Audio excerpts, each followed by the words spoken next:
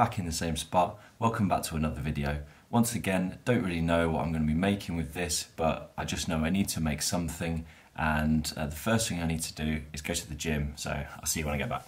I am back, shower, food, and then let's get on with the video. Okay, so when I first turned the camera on this morning, I didn't actually know what I was going to be making this video about, but when I turned the camera on, I noticed that the battery life on this camera was still at like 43%, something like that, and I've used this camera every weekend for the last 3 weekends and I haven't charged it once. So battery life on this thing is absolutely amazing, which made me think about one of the videos that I've made, one of my most popular videos, but also one of my most hated videos. And that is the comparison between the A7 III and the A6300. Now, that video got a lot of dislikes, and I'm pretty sure that most of those are from A6300 users that actually would be new to the channel, haven't seen any of my other videos, didn't know that I'd used the A6300 for like a year beforehand, and actually absolutely loved that camera. But I figured that seeing as I've had the A7 III for about 5 months now, I'd be in a decent position to say that I've used it enough to be able to give a decent enough review about it. And so this video is going to be about the comparison of the A6300 and the A7 III. Should you bother to upgrade from the A6300 over to the A7 III? Also, it's turning over to autumn here, so we've definitely got to go out and take a few shots. So, seeing as I've already talked about it, let's start off with the battery life then. The battery life on the A7 III, it lasts all day. Like, if you bought 2 batteries, you would be absolutely good. You would not need anything else. Whereas the 6300, I had 6 batteries and I used to carry at least 4 of them around with me all the time, because each battery would last about an hour max. Image stabilisation. So the A7 III has it in body, the A6300 doesn't. I wouldn't say that's really an issue for video, especially if you've got lenses that are already stabilised, but for photos it definitely does help. I took a picture of the Milky Way handheld using the A7 III. You just wouldn't be able to do that with the A6300. You couldn't get the shutter that low, or the ISO that high. So, low light. The A6300 isn't that bad at low light, but the A7 III is just a next level altogether. Because it's full frame, you can push the ISO right through the roof on it, but low light, really, does it matter? I think it's probably down to individual taste and whether you need good low light performance. Dynamic range. The dynamic range on the A7 III is definitely better than it is in the A6300. You can definitely bring up the shadows more with it or recover the highlights. A7 III definitely feels a lot sturdier than the A6300. That doesn't mean to say the A6300 feels like cheap or plasticky or anything like that. You just feel as though the A7 III has a lot more durability to it. I think the weather sealing is probably better on it, apart from those shitty flappy paddles. And also the grip, it just feels a lot better in your hand. The monitor brightness on it has definitely improved. It's still not amazing, but it's definitely a lot better on the A7 III than the A6300. When you're shooting in 4K on the A6300, it dims the screen as soon as you press record, so it at least doesn't do that now. The screen still isn't brilliant though. Touchscreen focus. The A6300 doesn't have a touchscreen, so that's obviously going to be an improvement on the A7 III.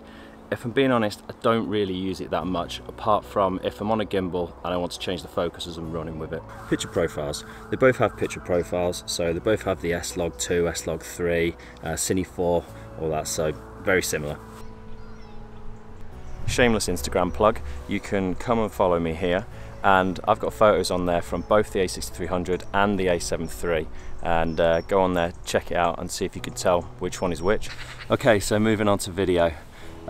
Both of these cameras are fantastic at video. They both shoot 4K, which is, the sensor is downsampling 6K into 4K, something along those lines. Either way, both of them look really good in the 4K video.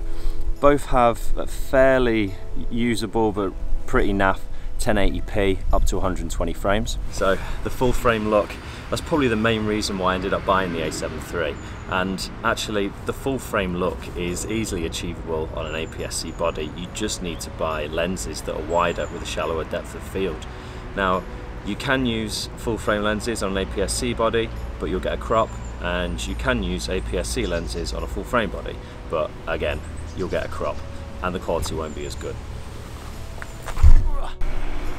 full frame lenses are so expensive as well. Autofocus. Now people absolutely rave about the autofocus on the A7 III, and I'm going to be a little bit controversial here because video wise, like we're talking about now, I honestly think that the A6300 was better at autofocusing. Now obviously on paper the A7 III has many more focus detection points, etc, etc, and actually now that I've finally got my settings all properly dialed in, the autofocus on video is absolutely fine.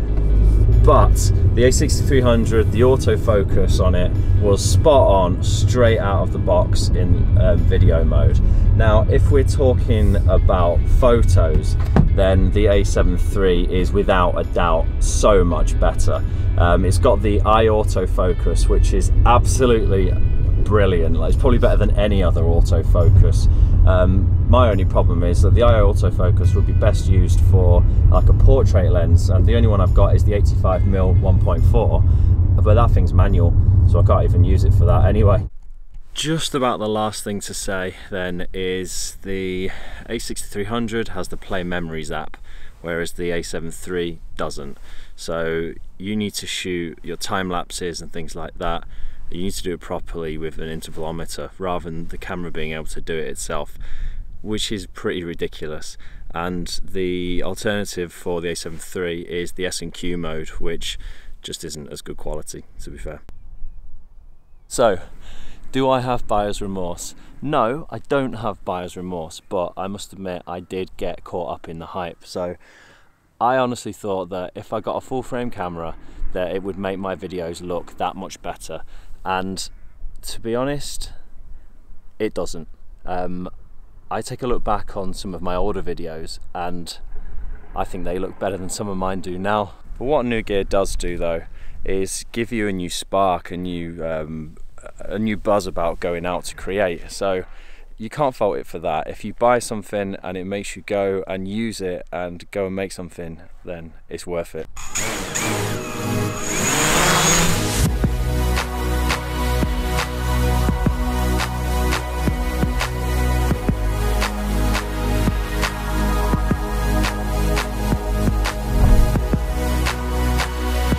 Overall, what do I think?